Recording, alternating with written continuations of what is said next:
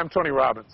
Welcome to The Body You Deserve. We're shooting this program outside here just to remind you of the kind of vitality and energy you deserve to have. The kind of energy that you could feel if you just get rid of not only the excess weight so you'd look better, but so that you'd feel the energy you deserve in your body as well. And I want you to know that I'm committed in this program to help you to produce lasting results. That in this program, what we want to do is not just inspire you to do more, not inspire you to just lose weight, but to give you strategies that are proven and that will work to help you to accomplish the long-term change that you desire and you deserve. I want to start out first by thanking you and telling you how much I respect you, because I've been through this myself. I weighed 38 pounds more than I do now almost 8 years ago, and I made those permanent changes that I'm promising you. And after I tried what I thought was everything else. In fact, I want to warn you.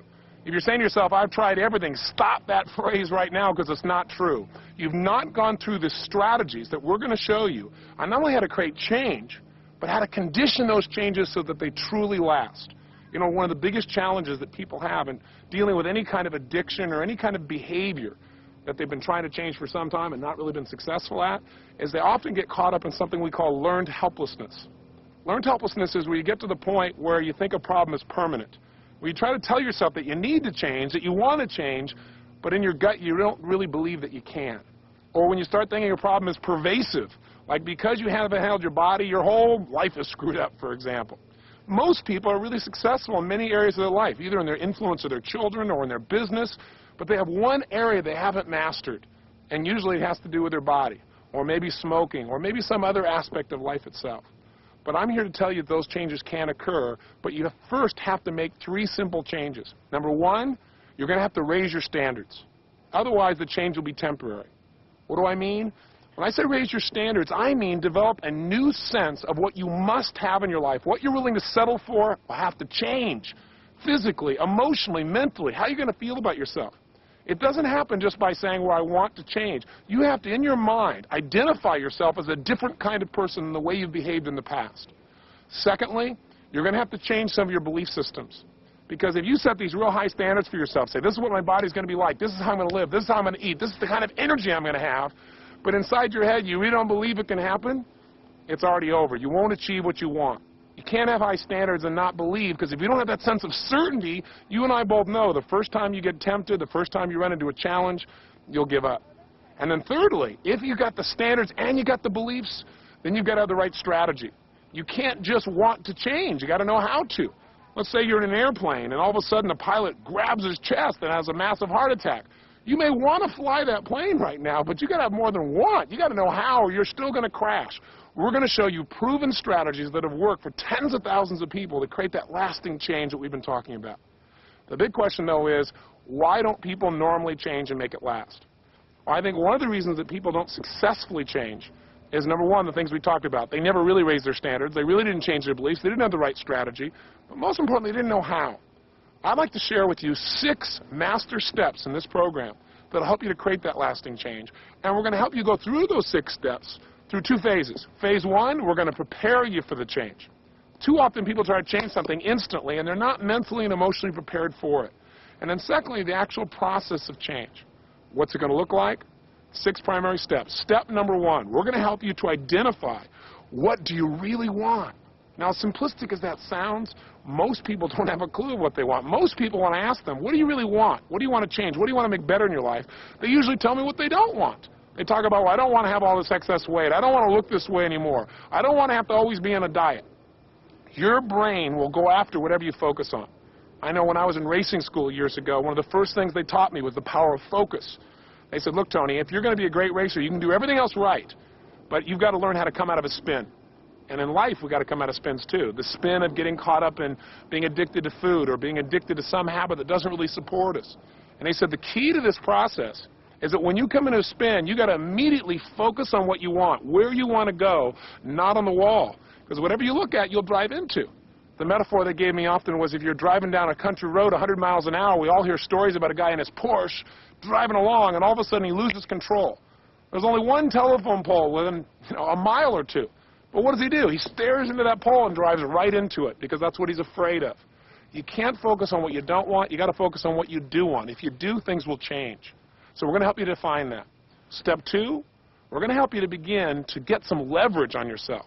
Leverage means it's not enough to want to change, as we just said, but where you got to get to the point where change is an absolute must, not a should. Many people say, well, I should lose weight, I should go on a diet, I should have more energy, I should make these changes. They just should all over themselves. They don't actually make any changes.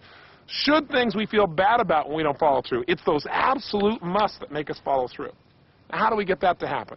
Well, through this program, we're going to show you some ways to get that leverage on yourself where not changing equals massive pain.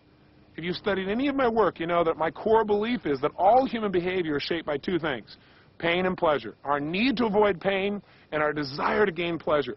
The problem is, in the past, the idea of like going on a diet or doing something to lose weight had mixed emotions for you.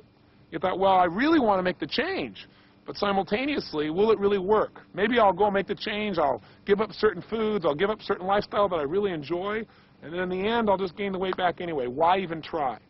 You've got to divorce yourself from that belief system, and you're going to have to make this idea of changing a must, not someday, but today. You've got to make it so compelling that you're driven, that you're no longer willing to settle for a person who's less than what you deserve to be, and where you're compelled to become the kind of person physically, emotionally, and your energy that you've always dreamed of. That's what this program is really about. So we're going to show you ways to get that leverage. Step 3, once you got the leverage, you've got to interrupt your patterns. Some people to the point where they say, Tony, I know I got to lose weight. I know what I really want. I got all kinds of leverage. I must change. But there's a problem. The problem is every time I try, I get caught back up in my old habits. It's so true. Human beings are often the creatures of habit. How do we turn that around? Well, we've got to interrupt our patterns. Those conditioned patterns are going on automatic pilot. A simple example is if I say to you, Winston tastes good like A, most people respond, cigarettes should, and that's been off the air for more than 15 years. See, what you and I have to do is discover, where do we overeat? What is it that we do in those situations so that when we all of a sudden find ourselves overeating or not exercising or giving up or whatever that pattern was, we've got to interrupt it, we've got to scramble it so that we automatically try something new. And step 4, you've got to find a creative and empowering alternative to your old behavior. What exactly does this mean? Well, how many times have you told yourself, I'm going to quit, I'm going to stop, I'm not going to eat anymore? Well, you've got to eat. You can't not eat. That's why it won't last. There's only so long without food. There's got to be a better alternative than that. Or a better alternative than just running and working your guts out until you burn out and don't have enough time to exercise. The key to lasting change is not just to desire the change, not just to make the change a must, not just to get yourself to the point of breaking your old pattern, but you've got to find a way to meet the original emotional needs that got you eating or doing whatever it was you were doing that got you overweight in the first place. See, we've got to meet our needs or the change won't last. If we just take things away, you can forget it.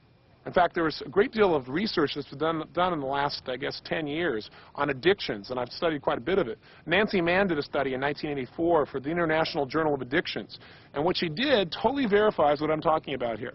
She interviewed people and focused on people over a 10-year period of time who had various addictions, specifically drug addictions especially, and found out what happened when these people were forced to give up their addictions. An example would be somebody who had a drug addiction who's then put in prison.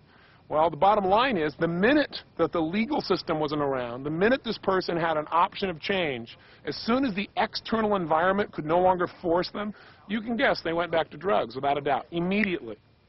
So the second group of people she studied were people who really wanted to change. They had the desire. They wanted to do it on their own. Nobody was forcing them to do this. The challenge was, on average, a person lasted 2 years before they backslided. And the challenge, as you might guess, is these people were in a situation where they wanted the change. They were trying to create the pressure from inside, but they didn't have an empowering alternative. The third group she studied were people that found something else to replace what they were doing, whether it was smoking cigarettes that they wanted to change or stop overeating or using drugs. And in every case where people lasted, where they created lasting change, the people found something else to replace the old behavior, whether it be a love of God through some connection that they made through religion, whether it be the passion they put into their work or a new relationship or a new project or idea or concept. Something gave them a new drive, something fulfilled that emotional need.